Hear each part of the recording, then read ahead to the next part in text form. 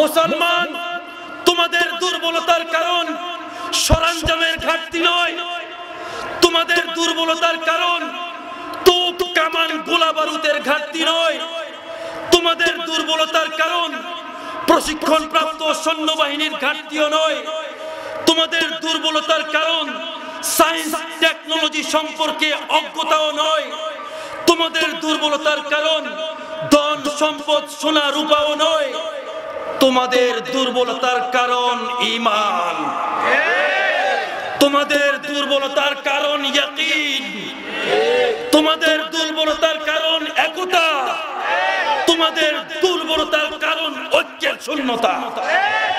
মুসলমান, তোমার দুর্বলতার কারণে বড় একটা জাতি মুসলমান দুনিয়া থেকে বিলীন হয়ে যাচ্ছে। বলবো কিভাবে? বলবো একটু, বলবো বেশি বলবো না, একটু বলি, কারণ আমি একটু ঘুম থেকে জাগাইতে আসছি, আর 12টার পরেই তো ঘুমাই, 12টার পরেই তো ঘুমাই। আমি জাগাইয়ে যাই, তাহাজ্জুদ নামাজ পড়ে ঘুমাবেন, ঘুমাবেন তো? কারা তাহাজ্জুদ নামাজ পড়ে ঘুমাবেন? হাত জাগাইয়ে দেখান, হাত জাগাইয়ে দেখান। আল্লাহ লিল্লাহে তাকবীর, লিল্লাহে তাকবীর। হাত নামান। জাগানোর জন্য আসছি। মুসলমানের দুর্বলতার ঘুমানোর কারণে, মুসলমানের দুর্বলতার কারণে কি ক্ষতি জেনে যাও। 1990 সাল, 80 থেকে 90 সাল পর্যন্ত 10 বছর কথা, তৎকালীন সুপার পাওয়ার দেশ রাশিয়া, ইহুদি রাষ্ট্র ছিল, সুপার পাওয়ার ছিল। রাশিয়া আফগানিস্তানের মুসলমানদের উপর তাদের বাড়িঘর দখল করে, মসজিদ ভেঙে, মাদ্রাসা বন্ধ করে দিয়ে নারীদের উপর জুলুম, অত্যাচার, ধর্ষণ চালিয়েছে। 1990 সালে 10 বছরের নির্যাতন সহ্য না করতে পেরে আফগানিস্তানের মুসলমানদের ডাকে সাড়া দিয়ে তখনকার বিভিন্ন দেশের মুজাহিদ বাহিনী উত্তম উত্তম ধোলাই দিয়ে আফগানিস্তান থেকে সুপার পাওয়ার রাশিয়াকে বিদায় করেছে। ক্যান্টনমেন্ট সেনাবাহিনী বেশি থাকলে শত্রুরা আক্রমণ করতে পারে না, ভয় পাবে। ঠিক তদ্রূপ যেই এলাকায় মাদ্রাসা আছে, যেই দেশে মাদ্রাসা বেশি হবে, যত বেশি মাদ্রাসা হবে ততই বেশি ওই এলাকা এবং ওই গ্রামের এলাকার মহল্লার লোকেরা, ওই দেশের লোকদের ঈমান আমল তত বেশি হেফাজতে থাকবে। এক কথাই শেষ, দেশ পাহারা দিবে সেনাবাহিনী, আর দেশের জনগণের ঈমান আমল পাহারা দিবে উলামায়ে কেরাম।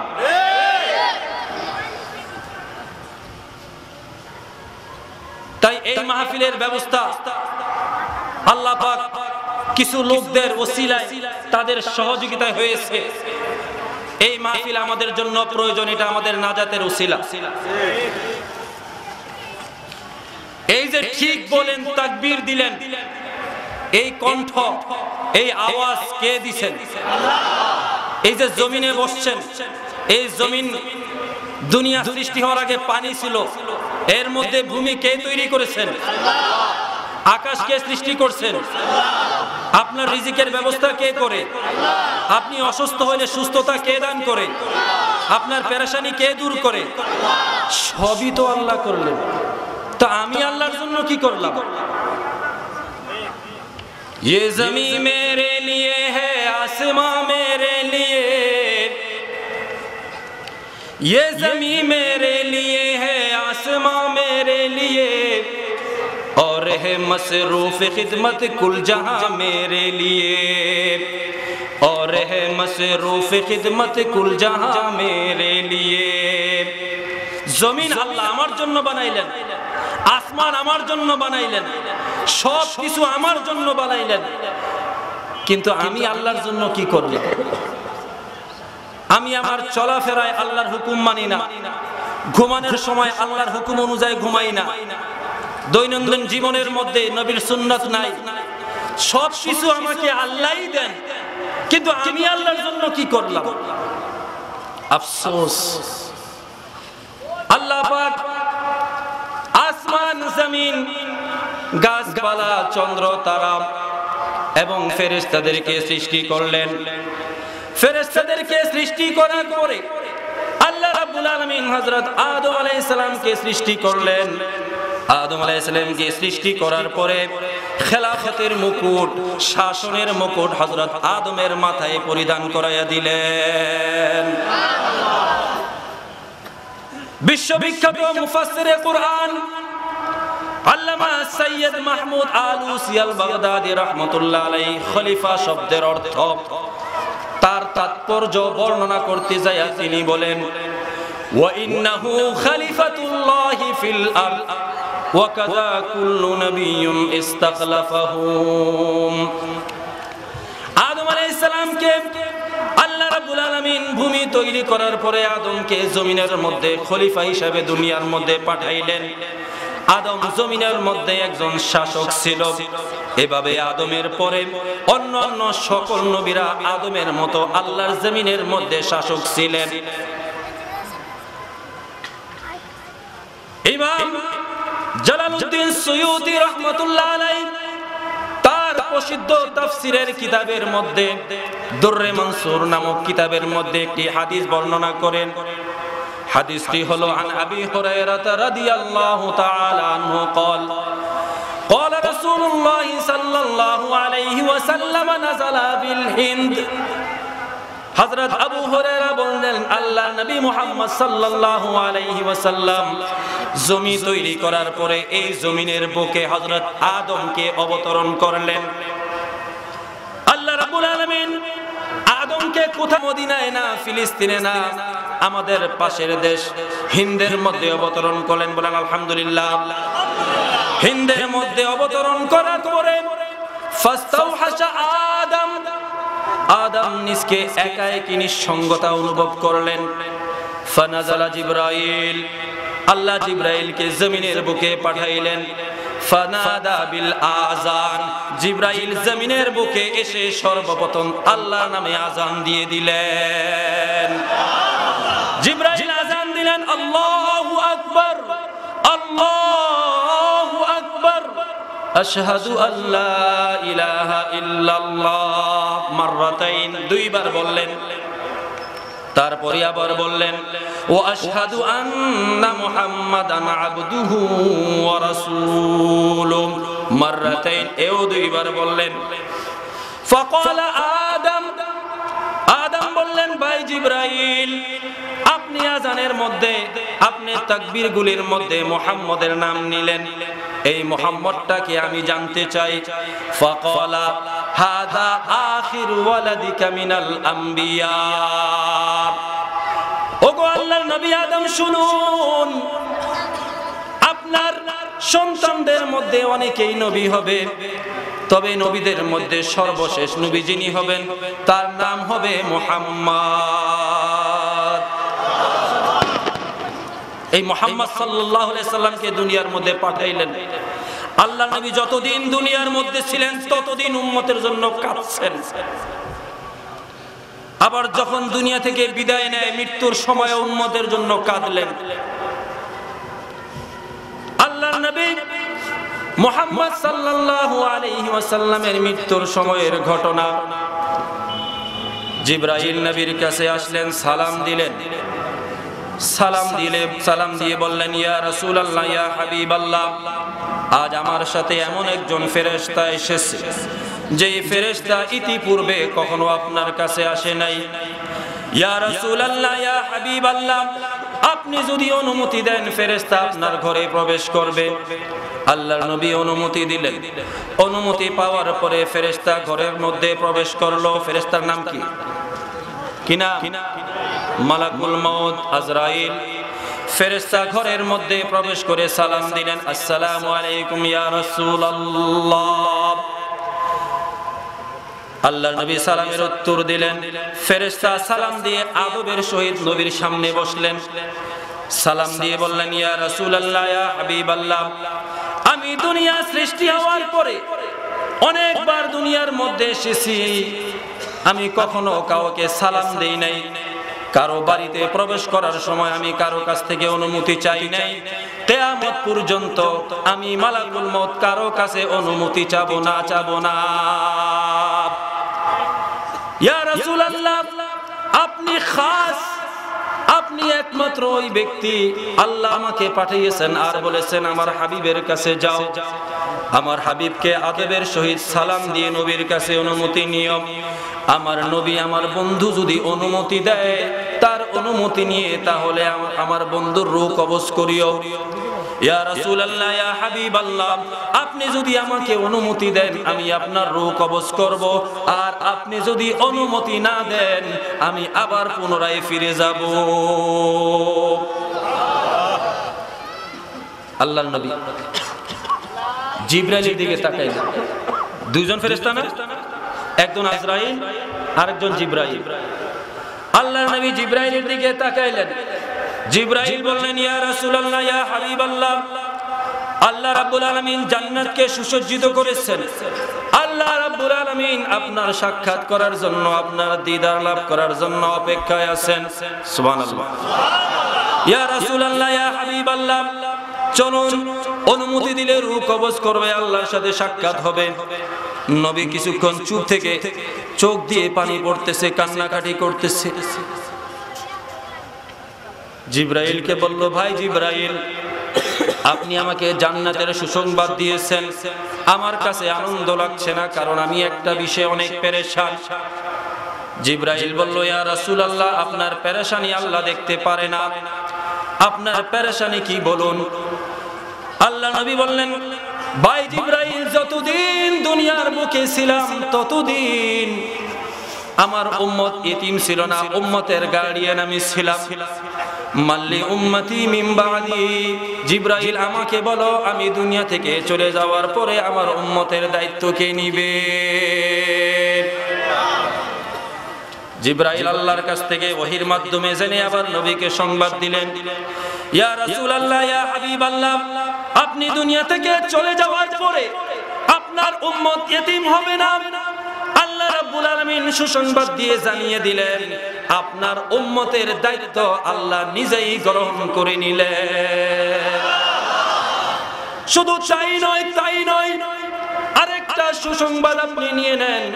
আল্লাহ জানাই দিলেন, আপনাকে সংবাদ দিলেন, ইন্নাল জান্নাতা লা মুহাররামাতুন আলা জামিইল উমাম হাত্তা ইয়াদখুলুহা মুহাম্মাদুন ওয়া উম্মাতুহু। ইয়া রাসূলুল্লাহ, ইয়া হাবিবাল্লাহ, আরেকটা সুসংবাদ আপনি নিয়ে নেন, কাল কিয়ামতের দিন সকলেই জান্নাতে যাওয়ার জন্য হাসরের মাঠে উপস্থিত হবে।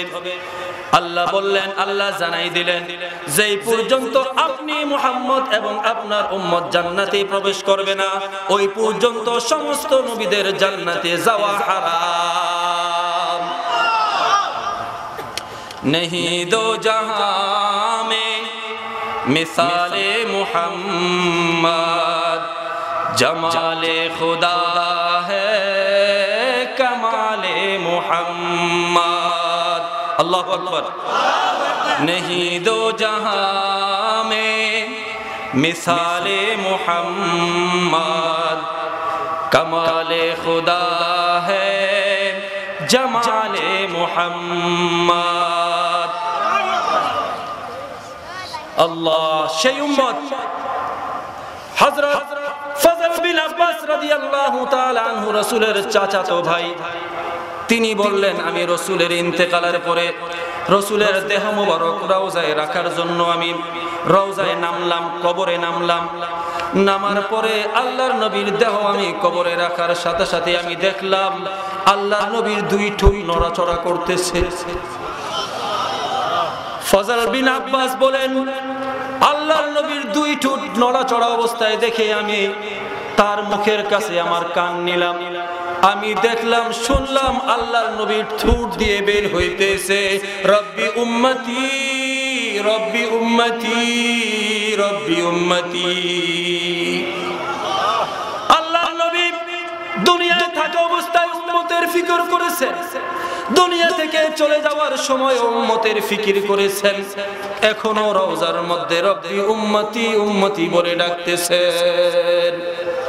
আফসোস, আজ সেই উম্মত কোথায়? আজ বিশ্বের মধ্যে সেই উম্মত লাঞ্ছিত। আল্লাহ, উম্মতের কোথাও আজকে দাম নাই। এ কথা তো গোপন কিংবা অস্পষ্ট নয় যে বর্তমান সময়ে সার্বিক বিবেচনায় মুসলমানদের দুর্দিন চলছে, ঠিক কিনা? আজ কোথাও মুসলমানদের ইজ্জত সম্মান নেই। পৃথিবীর কোন একটা রাষ্ট্র আজ মুসলমানদেরকে ভয় পায় না, ঠিক কিনা? তবে তবে মুসলমানরা পশ্চিমা পরা শক্তিগুলিকে ভয় পায়। মিথ্যা বলছি? মুসলমানদের কোথাও আজ ইজ্জত সম্মান নেই। আজ মুসলমানদের কিনে ঠাট্টা বিদ্রুপ করা হচ্ছে, মুসলমানদেরকে দুর্বল জাতি গোষ্ঠী হিসেবে বিবেচনা করা হয়েছে, ঠিক না বেঠিক? এখানেই শেষ নয়। আমার আপনার নবী তাজদারে মদিনা সরকারে দো আলম সাল্লাল্লাহু আলাইহি ওয়াসাল্লামকে নিয়েও কটূক্তি করছে। শুধু তাই নয়, তার স্ত্রীদেরকে নিয়ে অশালীন অশ্লীল কথাবার্তা বলছে। এখানেই শেষ নয়। ইসলামের জন্য সর্বপ্রথম উৎসর্গকারী, প্রাণ উৎসর্গকারী সাহাবীদেরকে কটূক্তি করে বিভিন্ন বই পুস্তক লেখা হচ্ছে, ঠিক কিনা বলুন? আজ মুসলমান পুরা পৃথিবীর বুকে প্রায় ৬৩টি মুসলিম রাষ্ট্র মুসলমানদের দখলে আছে। ২৫০ কোটি মুসলমান দুনিয়ার বুকে আছে। আল্লাহর কুদরতি খাজানা ১৬ ভাগের ১০ ভাগ মুসলমানদের দখলে। তারপরেও আজ মুসলমান অসহায়, নির্যাতিত, নিপীড়িত, ঠিক কিনা বলুন? কেন মুসলমানদের এই অসহায় অবস্থা? কেন মুসলমানদের আজ শক্তি নাই, শক্তিহীন? কেন মুসলমানরা আজ বিথু? এর একমাত্র কারণ হচ্ছে মুসলমানদের পারস্পরিক দ্বন্দ্ব, মতনৈক্য, ঠিক কিনা বলুন? আফসোস, আজ মুসলমানদের হাতে মুসলমানের রক্ত প্রবাহিত হচ্ছে। এক মুসলমান অপর মুসলমানকে মারার জন্য অস্ত্র ব্যবহার করে। আফসোস, আরে এই জাতি তো ওই উম্মত যাকে নবী করিম সাল্লাল্লাহু আলাইহি ওয়াসাল্লাম দিন রাত পরিশ্রম করে, মেহনত মুজাহিদা করে সিংহ শার্দুল বানিয়েছিলেন, ঠিক না? এই উম্মত তো সেই উম্মত যাদেরকে জাহান্নামের কিনারা থেকে তুলে এনে আল্লাহর নবী জান্নাতের পথ দেখিয়েছেন, ঠিক না বেঠে? এই উম্মত তো সেই উম্মত যে তারা বিভিন্ন গোত্রের ছিল, বংশ তাদের ভিন্ন ছিল, রং তাদের ভিন্ন ছিল, ভাষাও তাদের ভিন্ন ছিল। এক এক সাহাবী এক এক দেশের।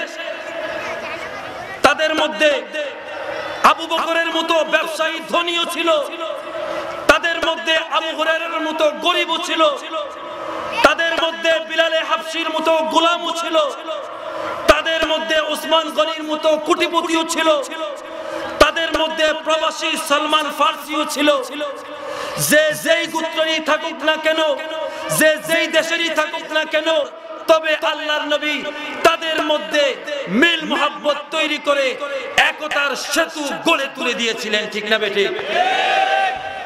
তাদের উদাহরণ আল্লাহ কোরআনের মধ্যে দিয়ে বলেন, মুহাম্মাদুর রাসূলুল্লাহ, নবীকে মুহাম্মদকে জানতে চাও? আশিদ্দাউ আলাল কুফার, কাফেরদের উপরে ছিল কঠোর, তবে নিজেরা পরস্পর রুহামা উবাইনা ও মোহাব্বত ছিল, তাদের মধ্যে মায়া, মোহাব্বত, মমতা ছিল। কেমন মমতা, কেমন মায়া একটু বলবো? মায়া কেমন ছিল? ইয়ারমুকের যুদ্ধের ঘটনা না বললেই নয়। ইয়ারমুকের যুদ্ধের সময় কাফেরদের সাথে মুসলমানদের তুমুল যুদ্ধ হলো। অনেক মুসলমান, অনেক সাহাবী গুরুতর আহত হয়েছে। হযরত আবু জাহাম ইবনে হুযায়ফা রাদিয়াল্লাহু তাআলা আনহু, ভালো করে শুনবা যুবকরা, তোমাদের জন্য আজকের আমার এই আলোচনা। আমি আজকের এই এলাকার যুবকদেরকে ঘুম থেকে জাগাইতে আসছি। হযরত আবু জাহাম ইবনে হুযায়ফা বলেন, ইয়ারমুকের যুদ্ধে আমাদের অনেক সাহাবী, অনেক বন্ধুরা, সাথীরা গুরুতর আহত হয়েছে। আমি তাদের মধ্যে আমরা আমাদের আহত ভাইদেরকে খোঁজার জন্য বের হলাম। এই যুদ্ধের মধ্যে আমার সাথে আমার চাচাতো ভাই ছিল। চাচাতো ভাইকে খুঁজে পাই না। আমি চাচাতো ভাইকে খুঁজের জন্য বের হলাম। একটু সামনে এগিয়ে দেখি আমার চাচাতো ভাই গুরুতর আহত অবস্থায় পানির মধ্যে পড়ে আছে। আমি দৌড়াইয়ে যাই আমার মশক থেকে পানির পাত্রটা খুলে ভাইকে তুলে পানি পান করাবো। এমন অবস্থায় একটু দূরে আরেকজন বলতেছে পানি পানি পানি। আমার চাচাতো ভাই আমাকে বলল, ভাই আমি পান করব না, আমার চেয়ে বেশি প্রয়োজন আমার ওই ভাইয়ের, তাকে পান করাও। আবু জাহাম ইবনে হুযায়ফা বলতেছেন, আমি পানি পান না করে আমি দ্বিতীয় ব্যক্তির কাছে গেলাম। গিয়ে দেখি সে আমারই প্রতিবেশী হিশাম ইবনুল আস। আমি হিশাম ইবনুল আসের কাছে পানি পান করার জন্য গেলাম। হিশাম ইবনুল আসকে পানি পান করাবো, এমত অবস্থায় আর একটু দূরে তৃতীয় ব্যক্তি বলল পানি পানি। হিশাম ইবনুল আস মুখ ফিরিয়ে নিলেন, বললেন, ভাই আমি পান করব না, আমার চেয়ে বেশি প্রয়োজন আমার ওই ভাইয়ের। আমি তৃতীয় ব্যক্তির কাছে পানি নিয়ে গেলাম। আমি তার কাছে পানি নিয়ে যাইতে যাইতে এর আগে তিনি দুনিয়া ত্যাগ করে চলে গেছেন। সকলে বলেন ইন্না লিল্লাহি ওয়া ইন্না ইলাইহি রাজিউন। হযরত আবু জাহাম ইবনে হুযায়ফা বললেন, তৃতীয় ব্যক্তি শহীদ হয়ে গেল, পানি পান করাইতে পারলাম না। তৃতীয় ব্যক্তির কাছে আমি দ্বিতীয় ব্যক্তি হিশাম ইবনুল আসের কাছে আসলাম। তার কাছে এসে দেখলাম সেও দুনিয়া ত্যাগ করে চলে গেছে। তার কাছ থেকে আমি আমার চাচাতো ভাই প্রথম ব্যক্তির কাছে আসলাম। আয়েশা দেখি আমার চাচাতো ভাইও একজন পর এক তিনজনই দুনিয়া থেকে বিদায় নিয়ে চলে গেছে। মুসলমান তারা না খেয়ে অপরকে খাওয়াইছেন, নিজের পিপাসিত থেকে অন্যের পিপাসা তৃষ্ণা মিটাইয়েছেন। যতক্ষণ পর্যন্ত মুসলমানদের মধ্যে ভ্রাতৃত্ব বন্ধন, একতা থাকবে, তারা বিশ্বের বুকে, সমগ্র বিশ্বের মধ্যে তারা বিস্তার লাভ করবে। মুসলমান তোমরা আজ কেন এত দুর্বল? তোমাদের দুর্বলতার কারণ কি বলবো? বলবো কারণ মুসলমান, তোমাদের দুর্বলতার কারণ সরঞ্জামের ঘাটতি নয়। তোমাদের দুর্বলতার কারণ তোপ, কামান, গোলা বারুদের ঘাটতি নয়। তোমাদের দুর্বলতার কারণ প্রশিক্ষণ প্রাপ্ত সৈন্যবাহিনীর ঘাটতিও নয়। তোমাদের দুর্বলতার কারণ সায়েন্স টেকনোলজি সম্পর্কে অজ্ঞতাও নয়। তোমাদের দুর্বলতার কারণ ধন সম্পদ, সোনা রূপাও নয়। তোমাদের দুর্বলতার কারণ ঈমান। তোমাদের দুর্বলতার কারণ ইয়াকিন। তোমাদের দুর্বলতার কারণ একতা। তোমাদের দুর্বলতার কারণ ঐক্যের শূন্যতা। মুসলমান, তোমার দুর্বলতার কারণে বড় একটা জাতি মুসলমান দুনিয়া থেকে বিলীন হয়ে যাচ্ছে। বলবো কিভাবে? একটু বলবো, বেশি বলবো না, একটু বলি, কারণ আমি একটু ঘুম থেকে জাগাইতে আসছি। আর 12টার পরেই তো ঘুমায়। আমি জাগাইয়ে যাই, তাহাজ্জুদ নামাজ পড়ে ঘুমাবেন তো? কারা তাহাজ্জুদ নামাজ পড়ে ঘুমাবেন? হাত জাগাইয়ে দেখান। আল্লাহ, লিল্লাহি তাকবীর, লিল্লাহি তাকবীর। হাত নামান। জাগানোর জন্য আসছি। মুসলমানের দুর্বলতার ঘুমানোর কারণে, মুসলমানের দুর্বলতার কারণে কি ক্ষতি জেনে যাও। 1990 সাল, 80 থেকে 90 সাল পর্যন্ত 10 বছর কথা, তৎকালীন সুপার পাওয়ার দেশ রাশিয়া, ইহুদি রাষ্ট্র ছিল, সুপার পাওয়ার ছিল। রাশিয়া আফগানিস্তানের মুসলমানদের উপর তাদের বাড়িঘর দখল করে, মসজিদ ভেঙে, মাদ্রাসা বন্ধ করে দিয়ে নারীদের উপর জুলুম, অত্যাচার, ধর্ষণ চালিয়েছে। 1990 সালে 10 বছরের নির্যাতন সহ্য না করতে পেরে আফগানিস্তানের মুসলমানদের ডাকে সাড়া দিয়ে তখনকার বিভিন্ন দেশের মুজাহিদ বাহিনী উত্তম উত্তম ধোলাই দিয়ে আফগানিস্তান থেকে সুপার পাওয়ার রাশিয়াকে বিদায় করেছে। তখনও আফগানিস্তানের বিধ্বস্ত মসজিদগুলির পুনর্নির্মাণের কাজ শেষ হইতে না হতেই 1992 সাল আমাদের পাশের দেশ ভারতের ঐতিহাসিক বাবরি মসজিদ, শত বৎসরের বাবরি মসজিদ, যেই মসজিদে দৈনিক 5 বার আযান দেওয়া হতো, যেই মসজিদে দৈনিক 5 বার আল্লাহর কুদরতি পায়ে সিজদা দেওয়া হইতো, সেই বাবরি মসজিদের ইমাম মুয়াজ্জিনকে হত্যা করে বাবরি মসজিদের কোরআন শরীফগুলি মসজিদের বাহিরে ফেলে দিয়ে ওই মসজিদের মেম্বার মেহরাব ভেঙে, মিনারা ভেঙে, মুসলমানের শত বৎসরের বাবরি মসজিদকে ভেঙে তারা রাম মন্দিরে পরিণত করেছে। তোমাদের ঘুমানের দুর্বলতার কারণে কি ক্ষতি হচ্ছে আরো শুনো। ইহুদি, খ্রিস্টান এবং তাদের দালালেরা এরকম মাহফিল কখনো পছন্দ করে না, ঠিক না বেটে? এরকম মাদ্রাসাও তারা পছন্দ করে না।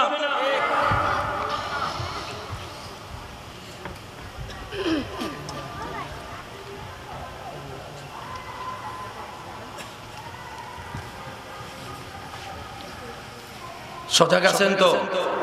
ঘুমান নাই তো? ওয়াজ তো বহুত শোনেন, তবে কিছু গুরুত্বপূর্ণ কথা বলে দিয়ে যাব। এই কথাগুলি দরকারি না? কোথায় ছিলাম? 92 সালে মুসলমানদের বাবরি মসজিদ ভেঙে দেওয়া হয়েছে। মুসলমানদের বাবরি মসজিদ ভেঙে রাম মন্দির পরিণত করেছে। আজও মুসলমানদের বাবরি মসজিদ উদ্ধার হয় নাই। মুসলমানদের বাবরি মসজিদ উদ্ধার করতে হলে মুসলমান তোমাদেরকে খালিদ বিন ওয়ালিদ হতে হবে, তোমাদেরকে তারেক বিন জিয়াদ হতে হবে, তোমাদেরকে সালাহুদ্দিন আইয়ুবী হতে হবে, তোমাদেরকে মুহাম্মদ বিন কাসেম হতে হবে, তোমাদেরকে মাহমুদ গজনবী হতে হবে, তোমাদেরকে টিপু সুলতান হতে হবে। মুসলমান তোমাদের বাবরি মসজিদ উদ্ধার করার জন্য, জেরুজালেমের ফিলিস্তিনের মসজিদে আকসা উদ্ধার করার জন্য মুহাম্মদ বিন কাসেম, তারেক বিন জিয়াদ হতে কে কে রাজি আছে? দুহাত তুলে জাগিয়ে দেখান। হাত নামান।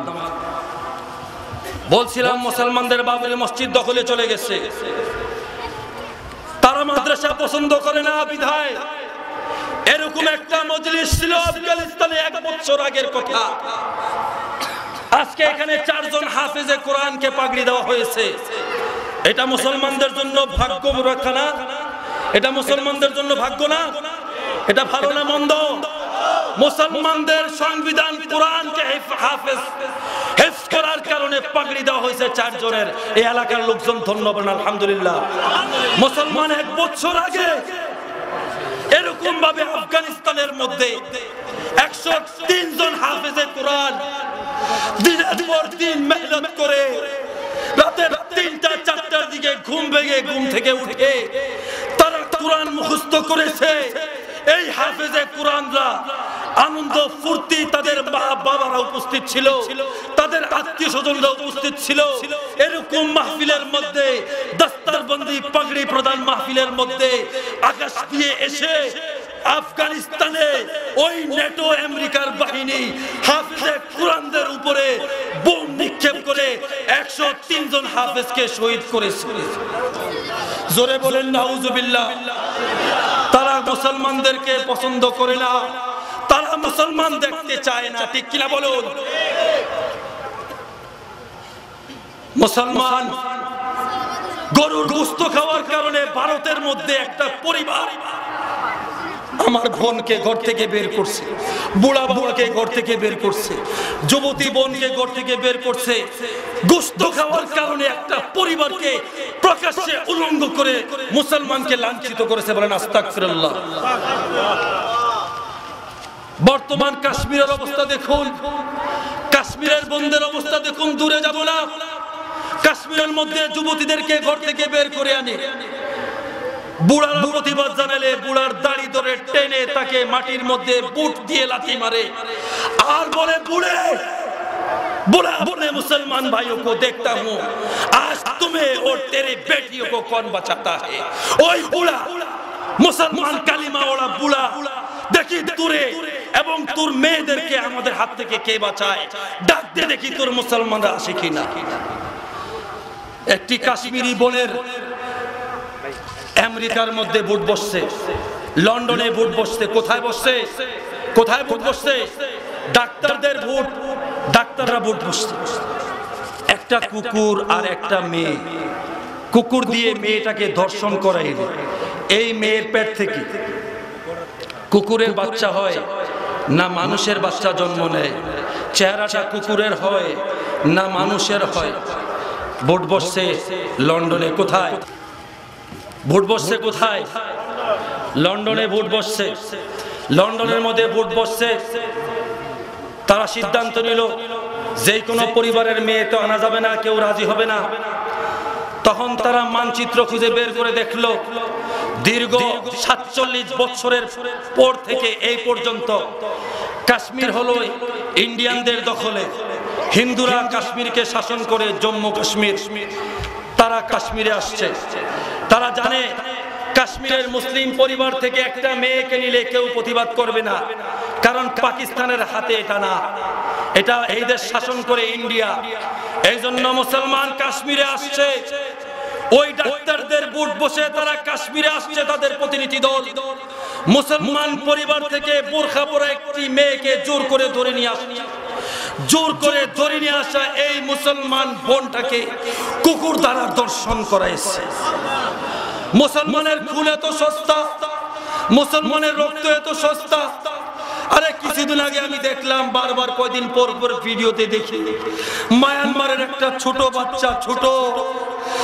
বাচ্চাটা হাত দুটা পিছনে বেঁধে ইলেকট্রিক একটা যন্ত্র দিয়ে শর্ট দেয় আর বাচ্চা কাঁদে বাচ্চাকে শর্ট দেয় বাচ্চা কাঁদে মুসলমান তুমি ঘুমিয়ে থাকার কারণে আজকে তোমার এই অবস্থা এভাবে ঘুমিয়ে থাকো দেখবা তোমার ঘর থেকে ডাকাতি হয়ে যাবে এভাবে যদি তুমি ঘুমিয়ে থাকো মুসলমান তুমি কাউকে চেহারা দেখাইতে পারবা না তোমাকে সময় আছে এখনো দাঁড়িয়ে যাও মুসলমান যদি তুমি চোখ খুলে তাকাও তুমি যদি দাঁড়িয়ে যাও আল্লাহর কসম বিশ্বের কোথাও কোনো জায়গায় মুসলমানদের উপরে কেউ চোখ তুলে তাকানোর সাহসও পাবে না রাশেদ খান মেনন আমি প্রধানমন্ত্রীর কাছে এই মাহফিল থেকে অনুরোধ করব দেশ শান্তিতে আছে দেশে এখন কোনো অশান্তি নাই এরকম পাগল ছাগল রাশেদ খান মেননের মতো পাগল যে ইসলামকে নিয়ে কটূক্তি করে আল্লামা আহমদ শফীকে নিয়ে কটূক্তি করে